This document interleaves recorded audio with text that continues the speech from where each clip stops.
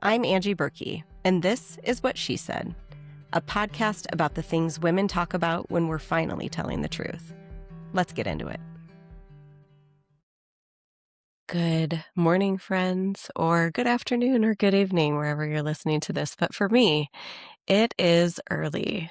And if you are watching, you might be able to see behind me that it's not even quite fully light out yet today.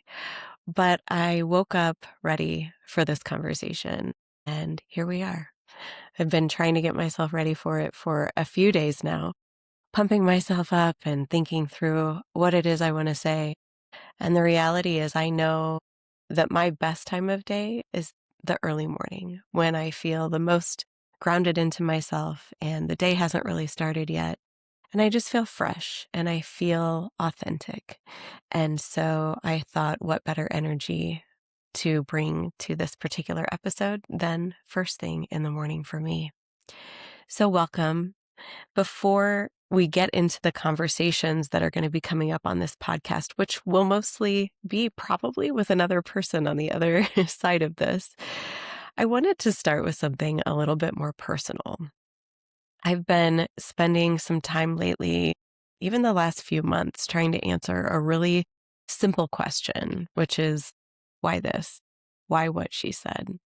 And why now? Why another podcast? There are so many amazing podcasts out there. But the answer that I keep coming back to is that what she said isn't really about a podcast at all. It's about what women have taught me. And over the last 25 years of adulthood, I'm recognizing that women have shown up for me in ways that have changed the entire trajectory of my life. And so today, this morning, as we sit here together, I want to share with you 5 lessons that women have taught me and why those lessons ultimately became what she said. And the first one of all of these is that when life falls apart, women gather. I learned this lesson the very hardest way, sitting on the kitchen floor of my old house, crying and feeling as though I just didn't even want to get up. And even if I wanted to, I couldn't. That was during my first divorce. And unfortunately, I've had a couple of those where I've had the opportunity to learn this lesson again. And I just remember laying there thinking I would never feel okay again. And it was a moment where I wasn't just sad, I was entirely shattered. I was staring at a future I had never planned for, and I was trying to figure out how I was supposed to want to keep going. And then women started showing up, my closest friends that were as shattered by this breakup as I was, because they were the closest to it. They were hit by the most shrapnel and the hardest. They were there for me in ways they had never had to be, and I had never hoped to have them be, but they were there. And there were others, right? My friend Amanda, who has been one of my very closest friends since our college days. In fact, we actually grew up going to summer camp together, and we reconnected in college. And she flew across the country and picked me up off of that kitchen floor. And she cried with me, and she told me to get up, and she took me to get a tattoo. And we really just sat in the trenches together over the course of that weekend and figured out one step at a time how I was going to start coming back alive again. There were my law school friends who saw me wasting away, not taking good care of myself, and they showed up with groceries, and they sat with me and cried with me at my kitchen table. And others, myriad people, sat with me around that table. They listened to my sob stories for the 50th time. And it took me years. But those women, they held me and they listened every single time, not because they had any answers, but because they just wanted to bear witness and be there and hold space for me. I can remember too during that time how my girlfriend Griffin knew I was like struggling. I had to pack and get moved out of my house. And I just didn't know how I could keep doing the thing, packing one box at a time. And so she hired some amazing women to come help me pack up my kitchen and pack up my house so that I could do the hard thing that had to be done to get me out of there. And I think about that still, not because of the boxes, but because of what they all represented, right? She saw that I couldn't carry that load alone and decided that I shouldn't have to. And we often, women, are feeling that way, that we're carrying our loads alone. And I feel as though if we could just show up for each other, whether it be in story or in writing or in person, that those loads would feel a lot less heavy. And I realized during this time, but even more profoundly afterwards, that I didn't know the true meaning of sisterhood. I grew up with two brothers. I was the youngest of three. I desperately wanted a sister growing up, but I didn't have one. And I had lots of friends, lots of girlfriends. So I understood friendship. But sisterhood was something that did not come alive for me until I was in my 30s and even more so in my 40s. And divorce and hard times have taught me sisterhood. And those lessons continue to show up for me over and over and over again. And in fact, one of the women who showed up during that difficult season is actually helping me get this podcast off the ground today. And that kind of leads me to another lesson, which is that sisterhood does not always look the way that you think it will. Amanda and I met during my first divorce. We were working together at the career center at the law school. I had left my law practice at the law firm for a couple of years, knowing that I needed a transition. And so I was a career counselor at the law school. And I met Amanda there. And she came on board right about the time that I was hitting the skids in my marriage and things were falling apart.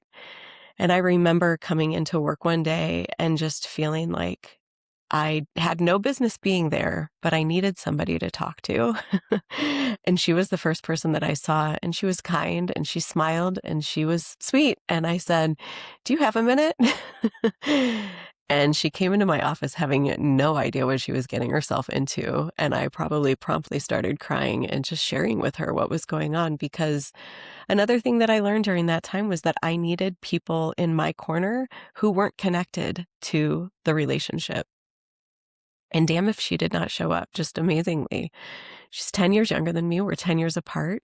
And our friendship has now gotten stronger and stronger. And she's been there for me over the last 15 years through everything, right? So we are at different ages and different stages and different everything. And on paper, there's no reason why we should have become best friends. But life had other plans. And she has now seen me through all those things. She's seen me through 2 divorces, a failed live-in relationship that only lasted 7 weeks, career changes from one place to another, moves, my assault a couple of years ago, the aftermath of all of that. And now she's helping bring what she said to life. And, she's not the only one. When I think about all the women who have changed me, I think about my family too. I think about my mother. I think about my aunt, who I'm very close to. I think about my sisters-in-law and my nieces. All of these women are at very different stages of life, maiden, mother, crone.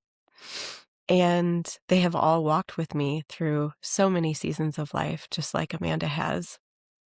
And family holds a special place for you that others can't, because they have seen you at every age and at every stage. And then there's the women that I have met in later stages of my life. I've mentioned my law school friends, my closest friends that I went to college with that are still around here. And even yet in my 40s, I've been meeting so many amazing women on retreats. Just last year, I went to Bali with a group of predominantly women. There were some men in the group too who were incredible. But the sisters I met on that trip also in many different ages and stages of life.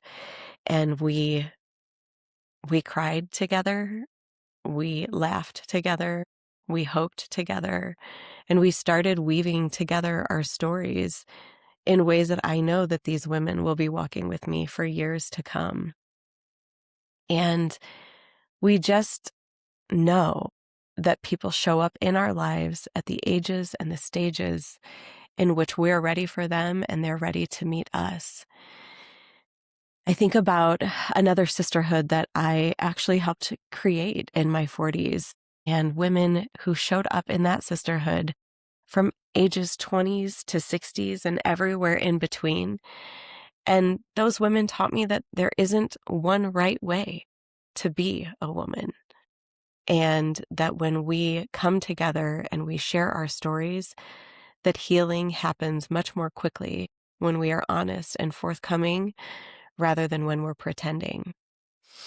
And all of these women that I've met in my 20s, 30s, 40s, and soon to be 50s, they've taught me that the most important conversations don't happen on stages, they don't happen on social media, they don't happen in boardrooms. They happen when women are feeling safe and safe enough to tell their truths, their hard truths, their beautiful truths, and everything in between. And another lesson that I've learned along that way is that these conversations happen when nobody's listening, nobody outside of the people in that intimate conversation. Think about the best conversations you've ever had with other women. Mine weren't usually planned. They were happening over coffee. They were happening on walks, in those retreats, late at night, over happy hour, on somebody's couch. My couch that I'm sitting on right now is one of my favorite places in the world to have these intimate conversations. And it fascinates me how quickly women can get honest when they feel safe. One minute you're talking about your job and maybe just the annoyances that you're having, whether it be with your kids or at work or with another girlfriend. And 20 minutes later, you're talking about the hard things. You're talking about the affair. You're talking about the miscarriage, the debt you're carrying, the burnout you're experiencing, the marriage that isn't working, the marriage that you wish you had, the fears that we carry with us, that we're too old, that we're too far behind, that maybe we've missed our chances at things. And what I've learned is that women are carrying far more than they ever let the world see. They may be talking about some of these things, but they're talking quietly at times and in a way that shows that they don't feel that the world is ready yet for the things that they have to say. And I have found myself over recent years just needing these deep and intimate conversations in a way that I never had before. And they've brought a lot of healing to me. And I'm hearing from other women that it brings healing for them as well. And I learned a really difficult way that silence is expensive. And that's the fourth lesson that I want to talk a little bit about here today. People who know me know that I am not a quiet person. Growing up, I was definitely a little magpie, could not keep my mouth shut, talking about everything and anything that people would listen to. And as I've grown into adulthood, I definitely pride myself in using my voice. But there are times in life when we go through things that maybe silence us a little bit more.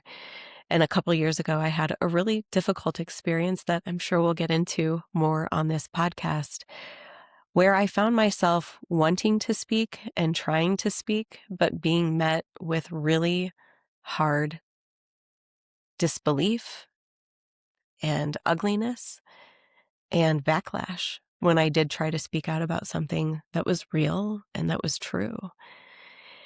And I think that I had a worldview at the time that was just so optimistic, which is so naive, but I've had a very privileged experience in life.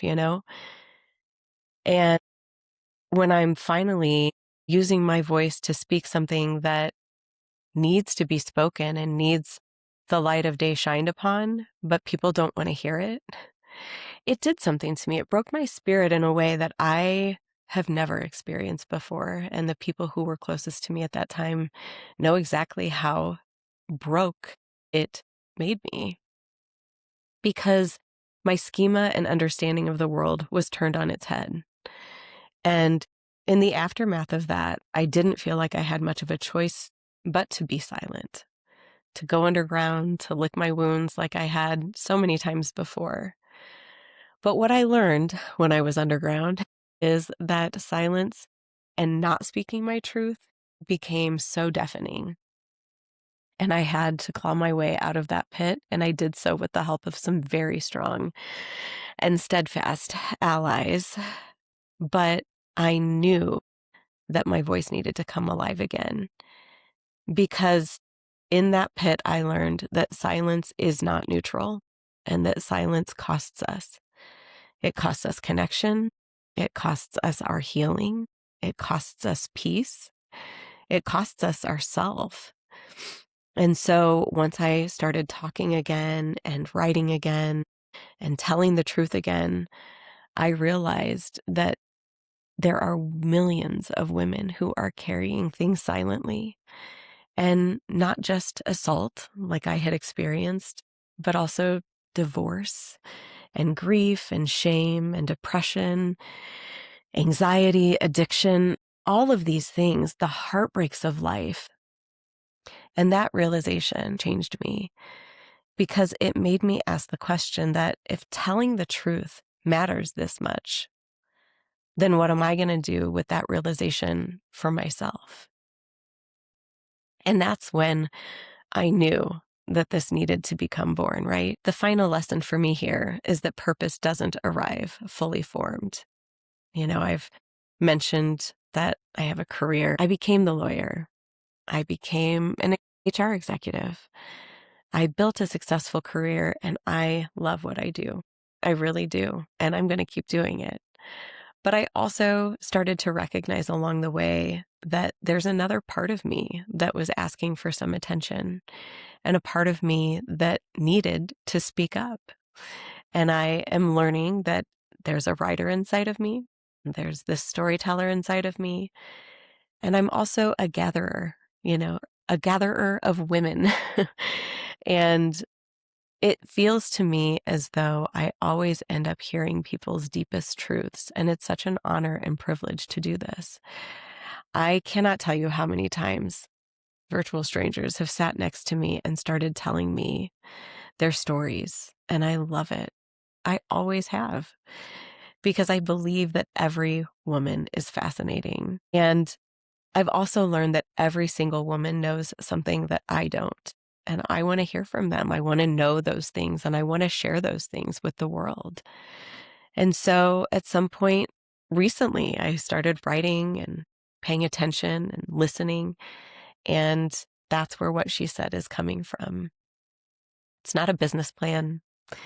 It is coming through as a whisper and a nudge at every step along the way, a knowing that these are the things that I am meant to be doing.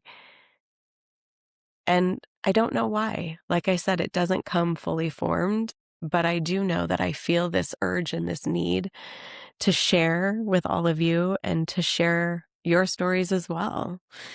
And am I scared? Absolutely, 100%. Am I terrified? Yes. What if nobody listens? What if nobody shows up? But the reality is those aren't the right questions, because this isn't about me, you know? We spend so much time listening to famous women, expert women, perfect women, polished women. That is not who I am. And I love many of those women. What I've learned is that some of the wisest women I've ever met don't have platforms. They aren't authors or influencers. They're not celebrities. They're just women like me and like most of you. Women carrying extraordinary stories while living ordinary lives. And that's who this podcast is for. So if you've ever felt unseen, if you've ever felt misunderstood, if you'd ever wished that somebody would just say the damn thing out loud, you are in the right place. Welcome. Welcome to What She Said. I can't wait to talk to you. I can't wait to hear your story. And I can't wait to hear you share your story. So here we go. Let's do it. Thanks for listening. If today's conversation stayed with you, share it with someone you love or leave us a review. And if it sparked a story of your own, I'd love to hear from you. I'll see you next time on What She Said.